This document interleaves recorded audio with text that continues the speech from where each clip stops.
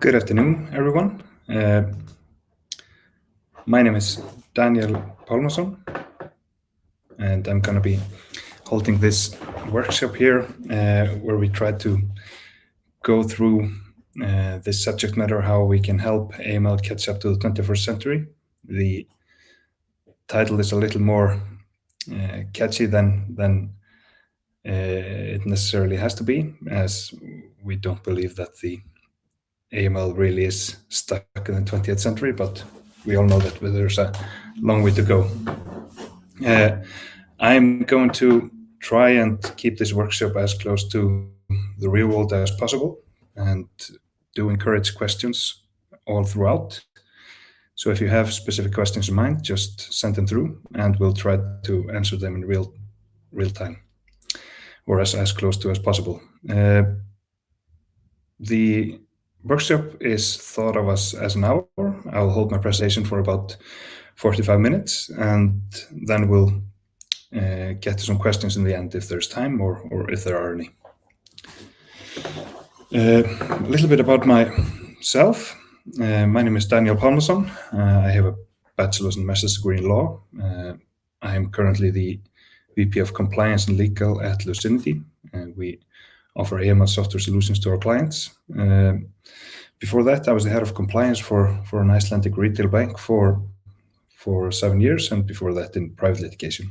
So my background is both in banking and litigation.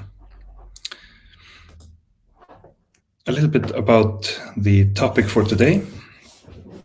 I'm going to be focusing on transaction monitoring and AML risk for financial institutions, how they have been monitoring for both transactions and suspicious activity and AML risk up to date, and how they can leverage technology to become more productive in their AML efforts, more effective, and to have a greater knowledge of their customers.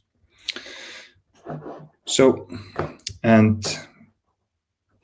at the end, if there's time, I might share some of my thoughts for the immediate future, how we might leverage technology to improve our AML processes. And it would be great to get some ideas for the audience as well. Just a few disclaimers before we begin. This is my personal content, not the ideas or opinions of my employer necessarily, and this is just intended as a food for thought. This is not legal advice or indeed criticism of anyone or financial institutions in general. Many of them have taken great steps towards improving their AML processes with technology, with digital optimizations. Some of them have gone pretty far, and others are lagging a little bit behind, but we all know that everyone is putting forward their best effort. So I understand that some of my comments here today might be considered unfair, but please bear in mind that they're not meant to be, and I will be generalizing a lot just for the sake of argument. Like I said, not a judgment or critique about anyone. I've been in your shoes and know that the task is mammoth. The resources are not readily available, and the right tech can be really hard to find. Okay. So, transaction monitoring. Just a little bit about this, and I know many of you know everything there is to know about transaction monitoring, but I want to go through a little bit how financial institutions have been monitoring their transactions up to date for suspicious activity. The first real transaction monitoring solutions were built around the turn of the century. They were both built in-house in financial institutions, big banks, and by vendors at that time. They were what we consider today pretty simple solutions that flagged suspicious transactions by monitoring them with binary rules. So simple thresholds, simple binary rules that were, to be honest, a revolution at that time. And a little bit about how those binary rules work. I like to put them in the context of football, one of my favorite hobbies to watch. So these rules were developed by experts, hard-coded into a system, and are binary. They are very useful for simple questions such as, is this transaction above a certain limit? Is it derived from a politically exposed person or a high-risk country or jurisdiction? Then, as time passed, these rules got better at detecting suspicious behavior. It got more complex, and you could layer them on top of each other. But the drawback is that they are always binary. They look at transactions in a vacuum. They offer no real insights into the transactions and leave pretty much all of the research needed to determine if a transaction is suspicious to the analyst and the investigator. No, because they are binary, they will by default result in a very high number of false positive alerts. The reason being that thresholds have to be set pretty low because the result is binary. They offer no context, they offer no likelihood. It's either a yes or no question. And very common percentage of false positive alerts in a traditional rule-based system is around 95 to 99%. They can be, of course, adjusted with the rules deployed and how they are configured.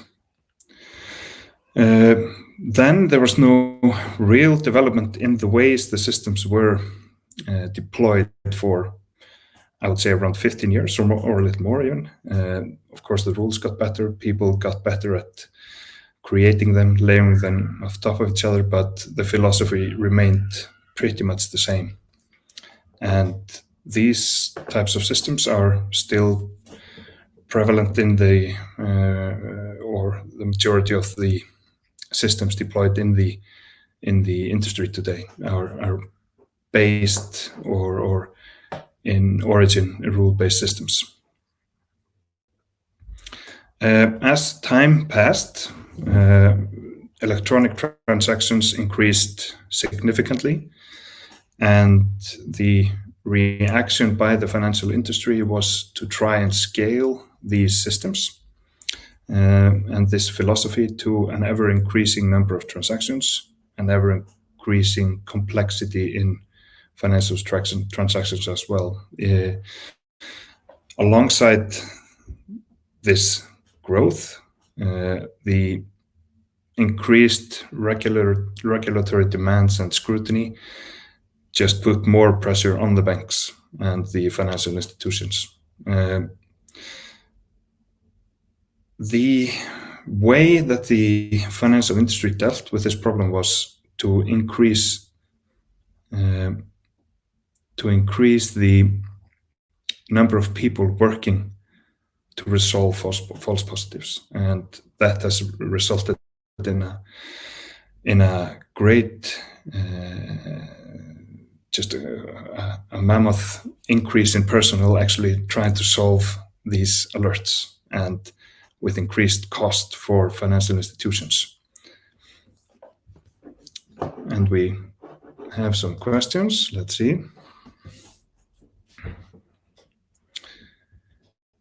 So, do I believe that COVID-19 has sped up the move by companies to adopt digital compliance tools?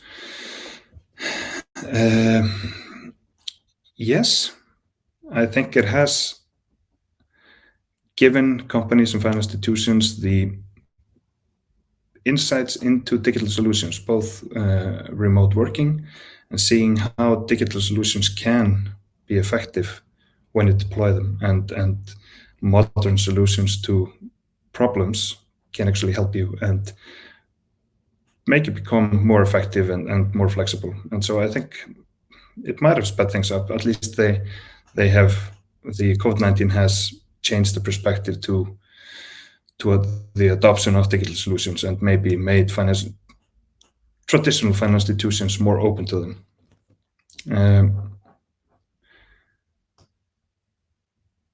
And yeah, like I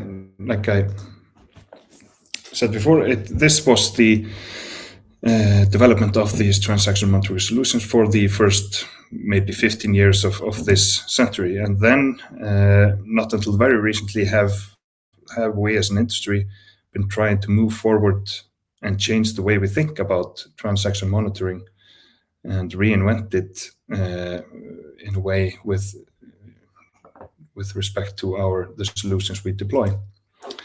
And then we come to the question, how can we change the way we work on AML? How can we reduce the need for, or reduce the cost, reduce the number of false positives? How do we improve the working conditions of the people actually trying to solve these alerts, trying to solve these cases? We have to leverage all the data we have and the existing technology all around the customers and the existing technology that we deploy in other industries as well, to focus on the individual customer and that customer's behavior instead of trying to focus on the transaction in a vacuum. And so in every transaction we look at, we're not only looking at that transaction and deploying binary rules to try to determine if that is a suspicious transaction, but putting all the information that we have around that customer and all of the customers to put it into perspective and context. And the way we can do that is, and how the industry has been moving forward in recent years is, I forgot to.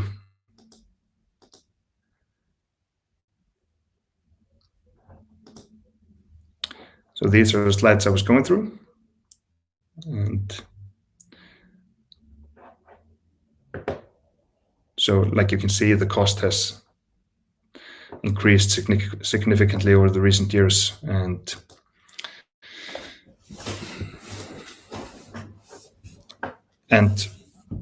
the way we can deal with this problem is first we have to look at the way we detect suspicious transactions.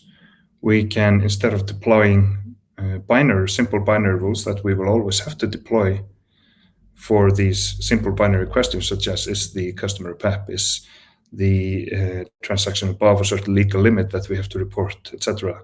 We will always deploy the binary rules alongside new ways of finding suspicious activity. One way is to deploy a statistical method that is good at putting things into context.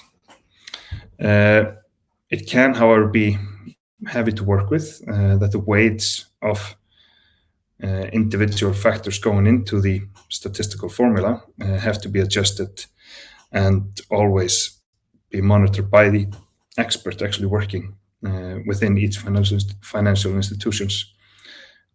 But that is something that those people have become very good at over the years, working with the binary rules as well. And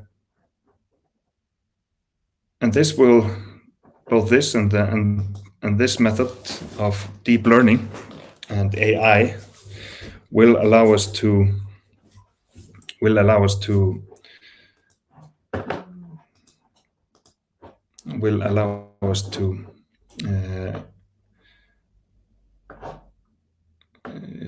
eliminate this black and white view of each transaction, if it's suspicious or not. It'll give us the likelihood it'll put that transaction into context and allow us to, with much more accuracy, predict if it is suspicious or not. So these self-learning models, they are ideally suited to detect highly abstract patterns in multidimensional feature space. And I want to just state the fact that I'm not a mathematician, can't explain exactly how they work, but I know what they're good for, and I can describe them in the basis of how they work and what they're meant to be doing, what they're meant to be looking for. They can learn from a huge data set that financial institutions have today. They are good at detecting complex patterns, good at detecting anomalies, whether they are unsupervised, so where the model is deployed on a data set that it has not seen before, and then it detects anomalies, deviations from the norm, and strange behavior of our customers, and allows us to see suspicious behavior that is different from the norm. And then we have the supervised models that can learn from a past data set what sort of factors the humans, the analysts, are looking for when they detect a suspicious case, and will then be able to, on future data, determine the same sort of patterns that we have spotted before.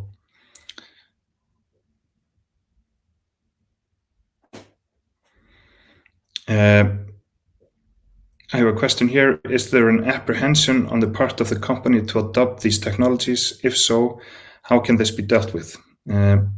I think the industry has come a long way in recent years as the knowledge about these deep learning models has become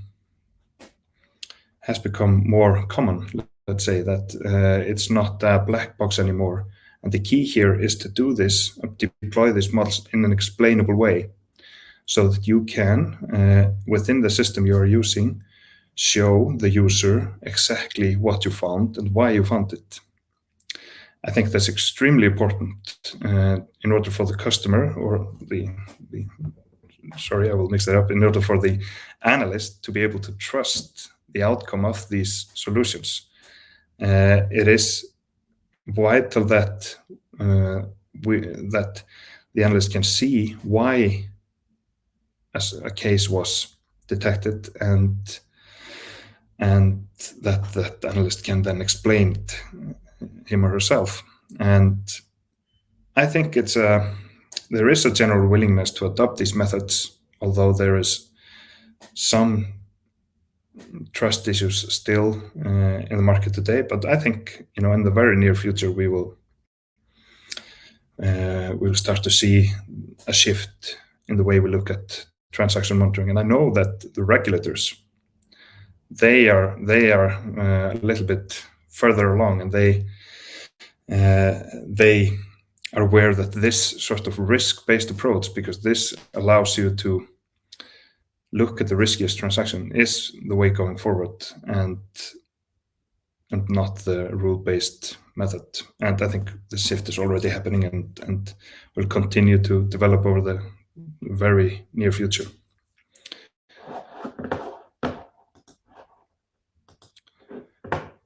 So what deploying these sort of technology to transaction monitoring will allow us to do is combine the best qualities or the best of humans and their capabilities, and the best of artificial intelligence and its capabilities. Artificial intelligence is great at analyzing huge amounts of data, crunching number in a really short period of time.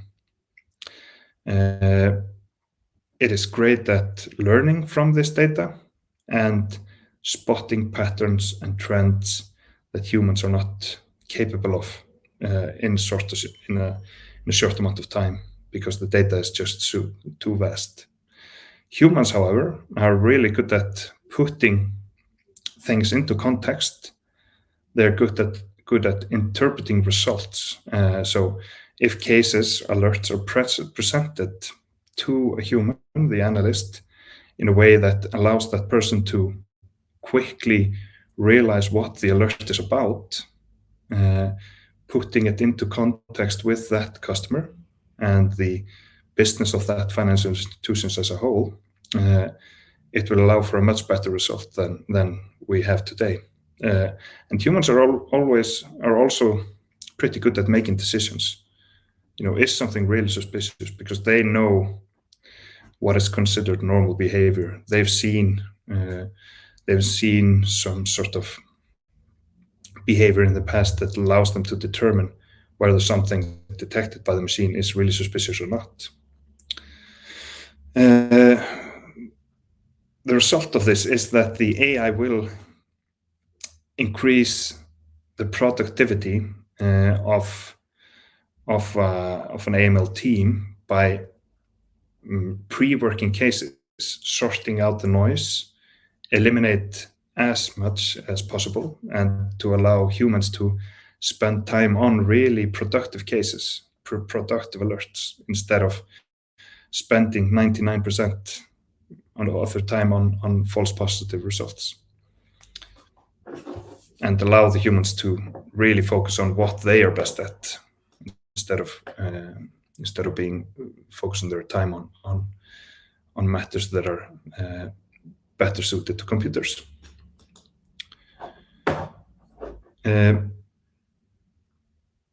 Then we will go a little bit into the risk aspect of AML, and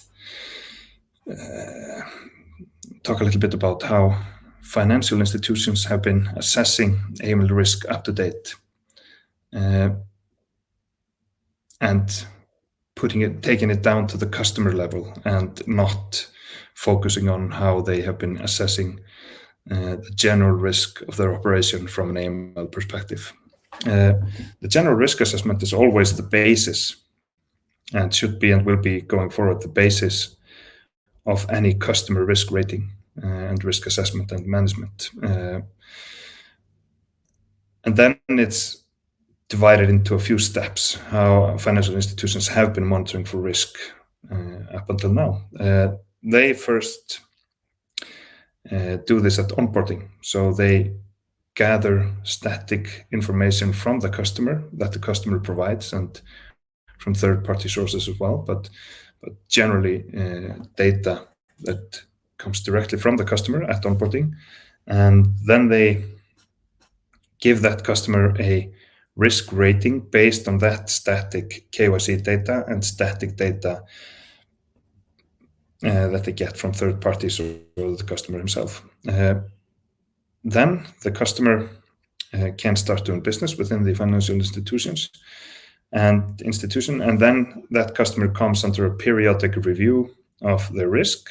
That can happen, as most of you know, if that customer is high risk, maybe after 6 months, if 3 months, if that customer is medium risk, 1-2 years, and then even later, at a later point in time, if that customer is low risk. We have a question.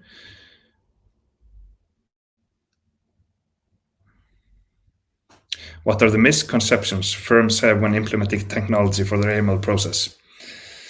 I would say that it varies from firm to firm. One general misconception, not general, that I've seen many times, is that technology will solve all your problems. It won't.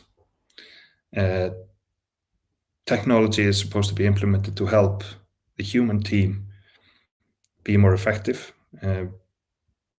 be more productive, and generally come to aid them in all their efforts.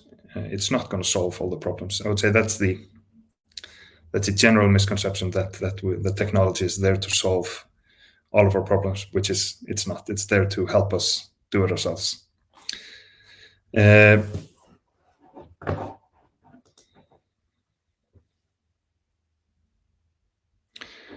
And this method of approaching AML risk has some drawbacks. The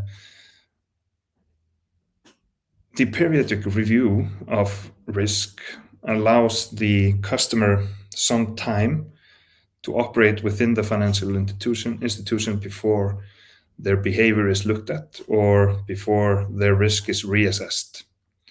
And like I said before, that time can vary between a few months up until many years, and gives them time to behave in a manner that is not consistent with the risk profile. The main focus of these periodic risk reviews has been, in many cases, not all, of course, to update the information already provided by the client, and then general insights from the financial institution itself. Have we filed any SARs on this specific customers? Have they changed their address, place of business? What have they been doing in a general way over since we last looked at them? This is a lot of work, takes a lot of effort and time with no real focus. It's a check the box exercise done periodically instead of being a continuous process. There is no real emphasis on the actual behavior of the customer. What is the customer actually doing within our financial institution on a day-to-day basis?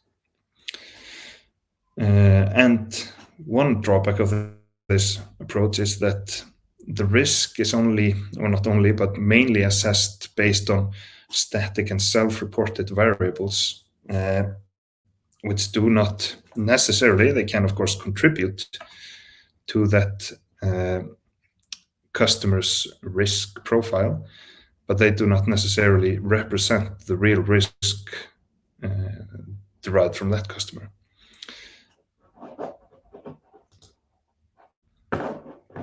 So we wonder, how can financial institutions leverage technology to gain a greater understanding of their customers, their behavior, and their real AML risk? They need to stop focusing on the customer base as a whole. They need to start focusing on the individual customer, and they need to start focusing on the behavior of that individual customer and self-reportings of that customer. They can leverage artificial intelligence and the current technology available in the market to do this in a continuous way and without necessarily changing the way they collect data or the data that they are collecting already today.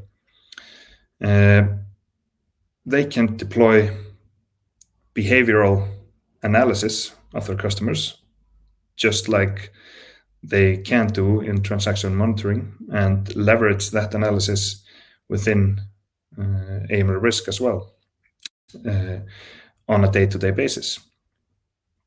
That will allow them to detect much sooner than before all behavioral anomalies and changes in the real AML risk associated with each customer, instead of doing it on a periodic basis. This will also allow them to, in greater detail, monitor event-driven updates of their customers. So basically, if they monitor their customers' AML risk in a central location where they are also monitoring for, transactional anomalies, suspicious behavior, if this is all done in a 360-degree view, that will allow companies to assess their real AML risk associated with each customer in a much better way. And an important factor in this evolution of the industry is the interconnectivity of their systems.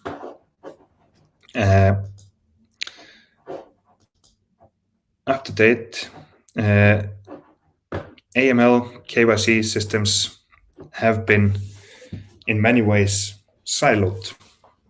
So you have your KYC systems that help with the onboarding, help with the screening of customers.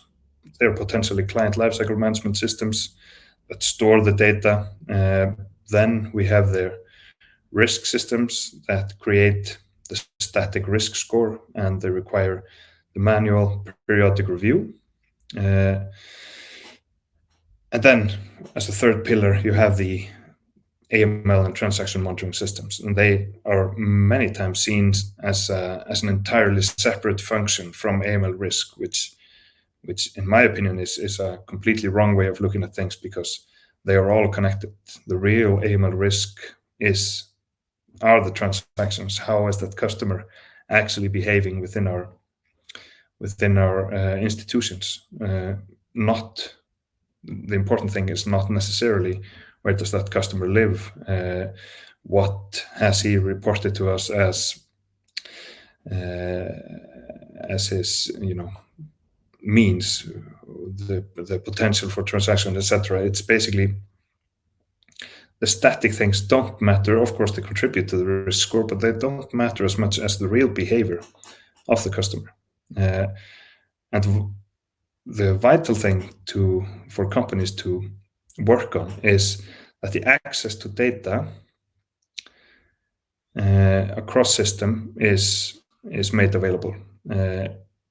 If companies can't see their customers in their entirety and their behavior across compliance functions, across systems and functions, that will create silos. It will disconnect the behavior of the customer from their static KYC data, and it will waste resources within the financial institution. It won't allow them to see the whole picture of each and every customer in a very centralized way.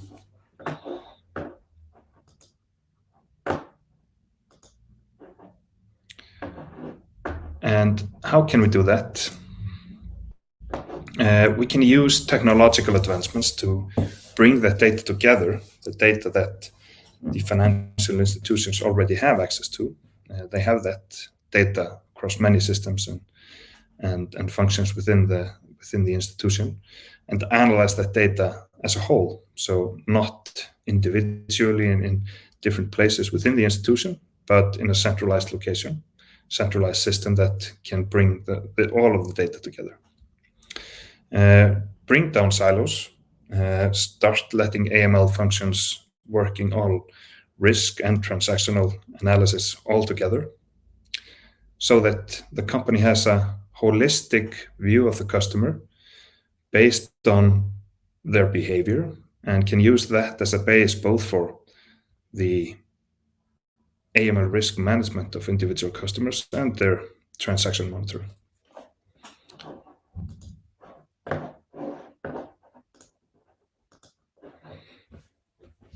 So that all the systems talk together, create a central place where they are all brought together for a perfect view and assessment of risk and monitoring of that customer.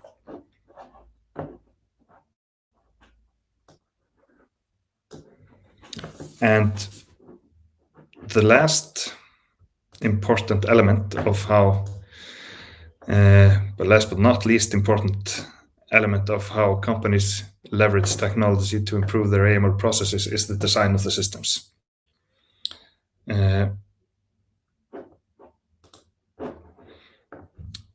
We all want the software that we use at work to behave like the software we use at home. It is essential that we try to design the systems that we use at work for compliance matters, for AML matters, in a way that makes them easy to use, easy to access, gives the best representation of data to the analyst, allows the analyst to quickly come to a conclusion, draw together all the data that analyst needs in one central place to make a decision. And we can't forget that it has to look nice. And unfortunately, the design of systems applied in this industry have not, as general, of course, there are exceptions, followed the general trends of the software industry as a whole. Some of them, not all, are outdated, and the design of the system must help the user. It must design all the workflows in a way that helps the user come to a decision and close a case as fast as possible. The system must be nice to work with. It must look good. It can't tire the user so that they are frustrated using it. It must, as appropriate, of course, bring in elements of social media, elements of video games to improve the user experience. I'm not saying that we make AML analysis and transaction monitoring a video game or social media, but we should bring elements that make people like these types of computer systems into AML systems as well. We can, for example, take aspects of social media to bring up information, for example, like Instagram and the stories on Instagram. You are seeing information that you want at the top of your screen. We can bring together information that the analyst needs and wants to see in one place to make their decisions easier. Let's keep the system simple to work with, easy to use, and configurable. All these factors will significantly decrease employee fatigue of working in these systems, which is a crucial factor in increasing the productivity of the teams. I'm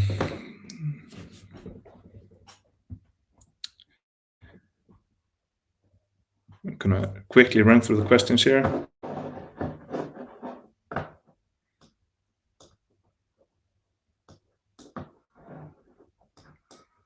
Okay. So, what does the near future hold? And just to iterate this, these are just ideas that I've had and ideas that I've also brought together from people that I work with, discussed these matters with, and of course they have not been worked through, so they might be not necessarily very practical, or they're just things to look at and what we could possibly do. One thing that we could possibly do is leverage the technology and the ideas of open banking within Europe to create an onboarding risk score based on prior behavior. We could use federated learning across institutions to improve our models so that institutions might learn from each other without sharing any data.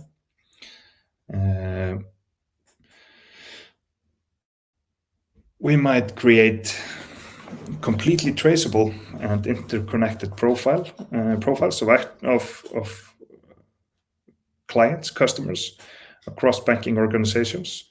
This is already being experimented with in some way, at least in both the Netherlands and Singapore, I believe. I haven't heard any results, but it's a fascinating idea to improve monitoring and improve the effectiveness of AML systems and AML processes. One way I've heard many analysts and people working within the compliance AML industry of how we can improve our AML processes is to increase and basically to increase and support the cooperation between regulators and the banking industry, the financial industry, especially when it comes to filed SARs, and so that there is actual collaboration between the regulator working on the SAR and the bank that submitted it. That could, for example, also create a positive feedback to the financial institution that their cases are actually being worked on and might result to something. I know for a fact that this has, in some jurisdictions, this is already happening and with great results. And then, lastly, to create a truly risk-based approach across the industry, where data is leveraged and behavioral analysis governs the policies and procedures within financial institutions, and not the other way around. That it's not risk-based, that it's just based on the transactions themselves and static data. So that is my lecture, or the end of my workshop here. And if there are any questions, please feel free to fire away. What could potentially hinder the mass adoption of AML tools going forward? Lack of resources, reluctance to change the way we look at things. There has been overinvestment in many, not overinvestment, there has been huge investment in many systems that are very integrated with the operational aspect of each financial institutions that might create some reluctance to change.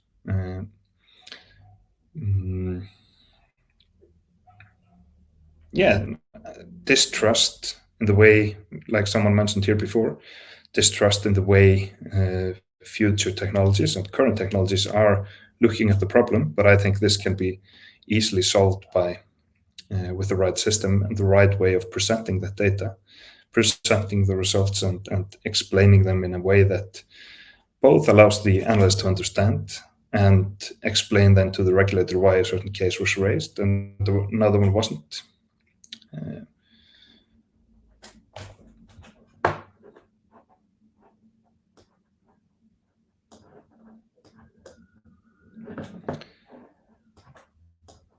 What are the best examples of technology that support compliance professionals in this area? There are many. I'm not going to name any names here. I suggest compliance professionals should do their due diligence on the system they choose, look for references, and approach the problem with an open mind when selecting the correct technology for your institution. Look at more than one. Look at 5, 10.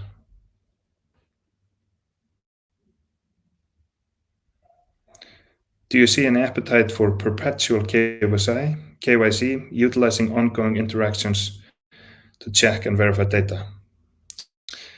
Yes, of course. I think it's an important part of KYC, that you are constantly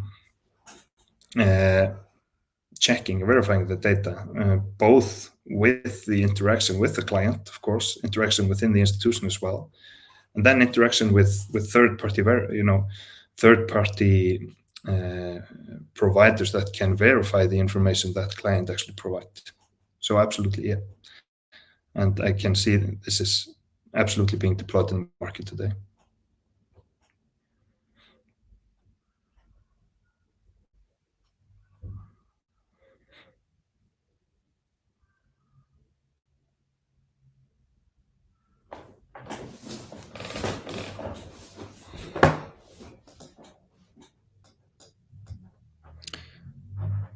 So I'll give it a couple of minutes more for questions. And you, of course, can always reach out to me after the lecture if you have any questions, if you want to discuss the topic any further and in person. I believe you can find my... this is a great question here. Can any size company use AI? And the answer is yes, with the right solution and the right system. Every company can absolutely use AI to analyze their data and present it in a way that suits their size. It's not a matter, and I would say it's even more important for small companies. Not more important, but it's very important that small companies to able to leverage the resources in a way that is most productive, most efficient. So if AI allows you to reduce the number of false positives, for example, that will save work. If it allows you to present data in a way that eliminates the need to go in and out of various systems, that's going to help you as well. That is going to save work, save time for limited personnel. So absolutely for small companies as well.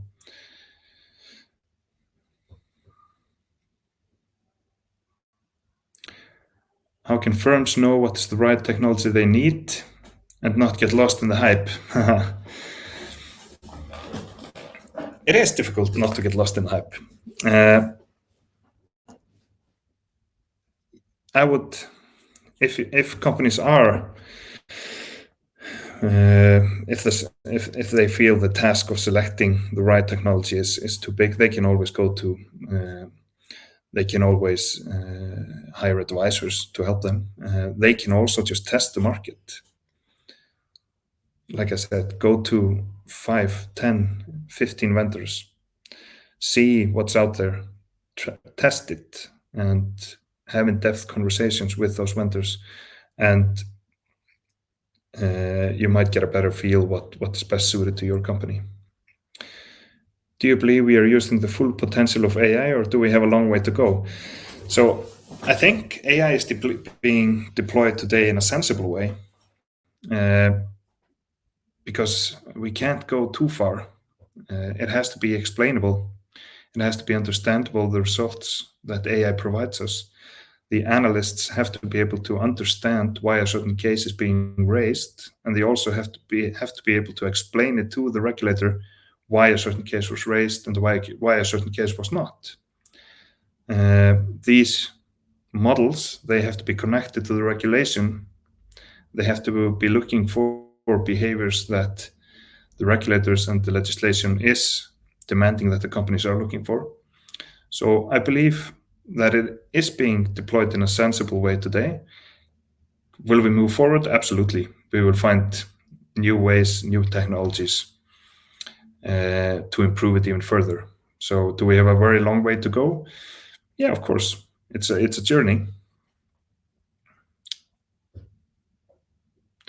Should firms look to solve data silo issues before they look to leverage AI? It depends how serious those issues are. It can't be solved at the same time. It can be, but it depends on each and every company, of course. I would not recommend waiting too long to fix the data silo issues. I would look to try and see what's possible to do right now. You would be amazed at how systems can connect to different locations within an institutions and draw information from various places. So it can't be fixed at the same time, but depends on the problem, of course.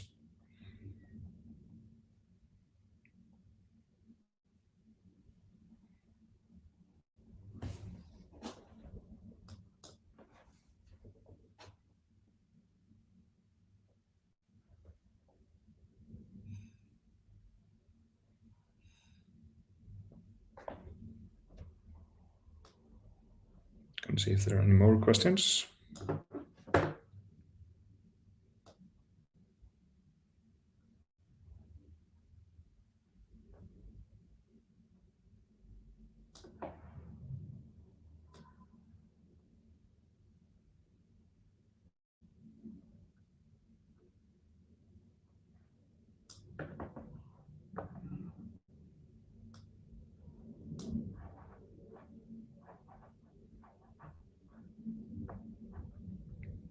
Do I think regulators should push for more AI usage? Yes, I do. But I think regulators are, at least in many jurisdictions, they are already doing this. They are letting companies know that financial institutions know that they should leverage technology to ease the burden of false positives. They should leverage technology to make them be able to adopt a truly risk-based approach. Regulators have been pushing for a truly risk-based approach for a very long time. And I think the industry was not ready for it to be implemented up until just recently. And so I think the regulators are very open to new solutions.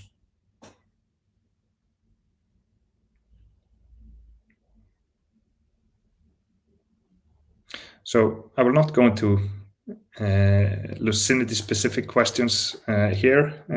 You just contact me afterwards and I will definitely go over that.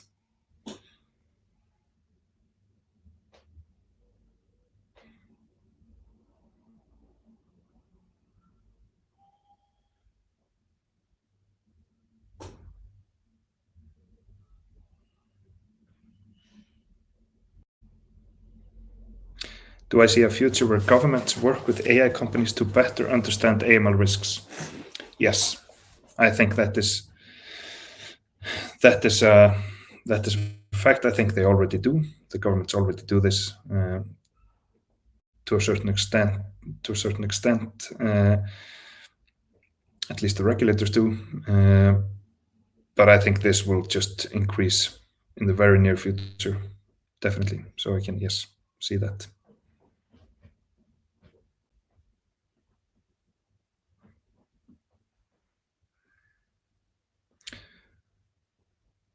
The way, because the data, the next question, following this question, how do governments work with those companies? The data that regulators have and the governments have on the financial industry as a whole allows them to paint the whole picture. If you understand what I'm talking about, it's so individual financial institutions have just one piece of the puzzle, how it looks with inside their institution, but the regulators are able to see the whole picture, and they do, in some cases, leverage AI in order to analyze that data and where to focus their efforts. How to export usage of AI from one country to another? It all depends on the information. It all depends on the information. There might be different models deployed in different jurisdictions.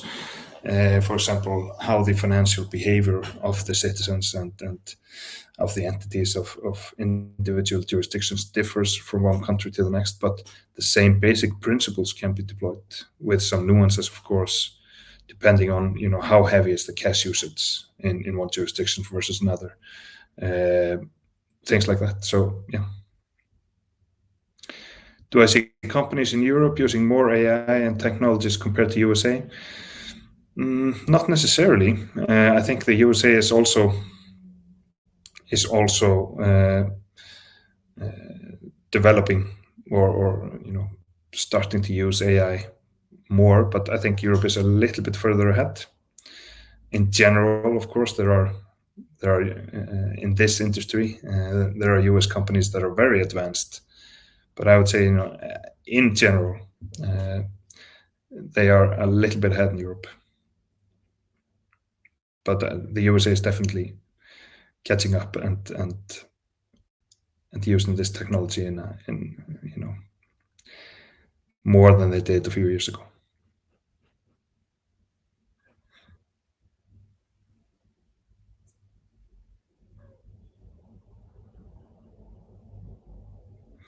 On the long term, where do you see the future of AML compliance going? More human or more technology based? I see it being a combination of the two. Like I said before, having worked in the industry on these issues for a very long time, it's technology will solve certain issues, and humans will solve others, and they will work best together. So technology will lighten the burden of going through unnecessary data, unnecessary problems. They will sort out the really important stuff that humans need to determine, and humans need to make the decisions. So I think it's definitely going to be both human and technology. We will increase the technology, but we will keep the human part.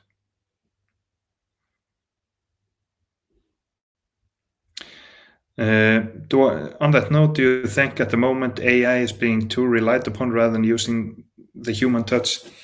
I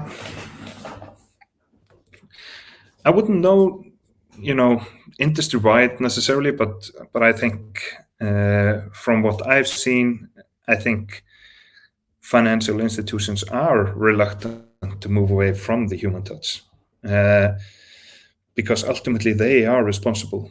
They will be held accountable if something goes wrong. So they are reluctant, and understandably, and they should be, to move completely away from the human touch. But they should rely on technology and AI a little more than they do today.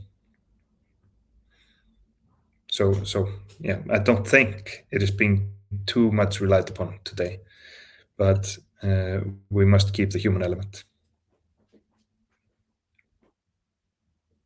So I'm going to wait for one last question, and then our time is up.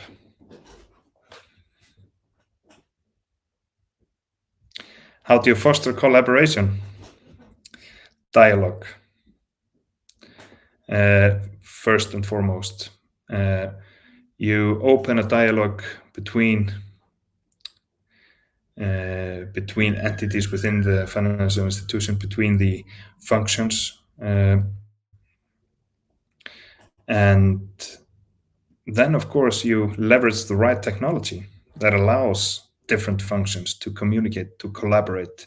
Different companies, maybe, let's say there's a company chain working on the same case, the technology has to be able to adapt to that, has to allow for different functions, different entities to work on the same case together.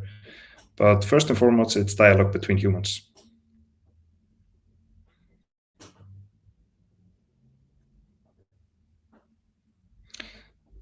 So there are 2 minutes left.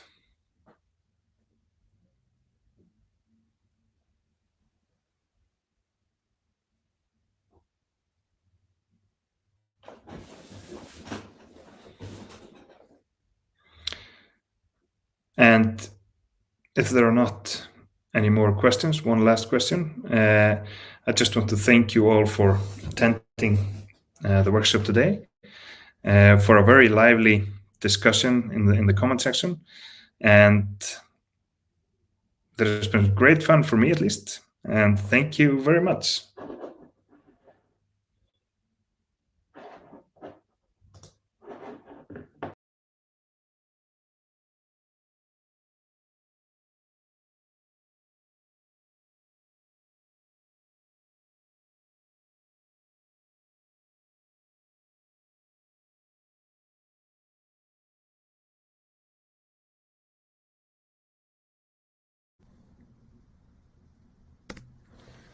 This is Al Capone, and as many of you might know, Al Capone was one of the most notorious criminals of the late 1920s, but what you might not know is that his laundromats are actually the origin of the word money laundering.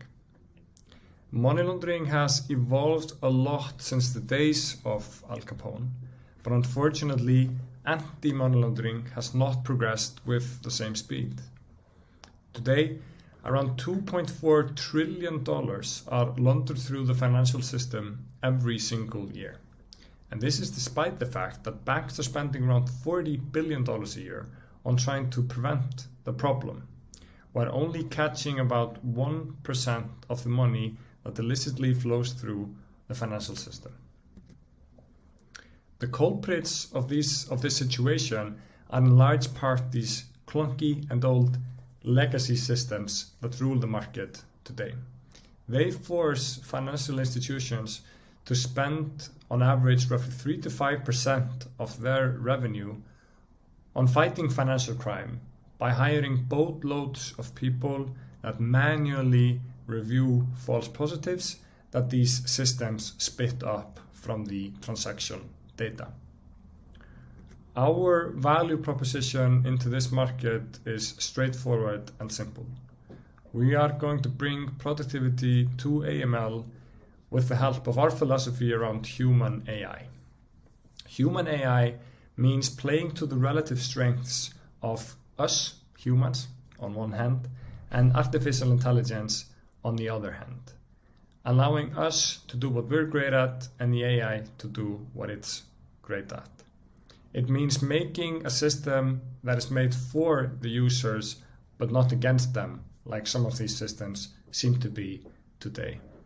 And by focusing on productivity, we're able to increase the capture rate, lower the false positive rate, and basically save banks time in the way that they process these AML alerts. They can find more and spend less by using Lucinity. Playing to the relative strengths, like I mentioned before, has an added benefit and something that grows over time. Because what happens in this conversation between man and machine is that the system improves over time and our clients' capabilities in AML grow with it. We are better tomorrow than we were yesterday, and more prolific in finding and processing money laundering alerts because of this continuously improving relationships between man and machine. We have some wonderful partners and customers that share this vision of making money good with us.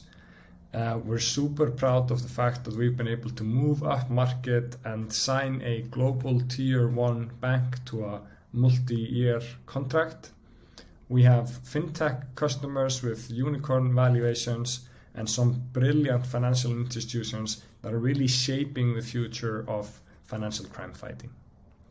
Our KPIs speak volumes as well. We're a mere 2.5-year-old business, but we've already contracted 2.25 million ARR, and we're growing steadily both within specific customer deals and also obviously adding headcount on customer terms as well. Further to changing the technology, we also want to be catalysts in changing the conversation. This is how the AML software market presents itself today. It's dark, dogmatic, fear-mongering, fighting fire with fire, and so forth. There is an opportunity in the situation that we are looking at today, and there is a place for an inclusive conversation that includes banks, investors, consumers, and other stakeholders on the journey to make money good. We believe that this is an increasingly prevalent social issue that people and culture care about, and once consumers realize that their mortgage might be financed from money from a human trafficking circle, they will care, and they will demand responsibility from the financial ecosystem as a whole. If you're interested in our journey and share our vision, we would love to hear from you. You can reach out at hello@lucinity.com. We're always hiring. We're always interested in more customers as well. So please reach out if you want to get in touch with us in any way. Thank you so much, and enjoy the rest of the conference.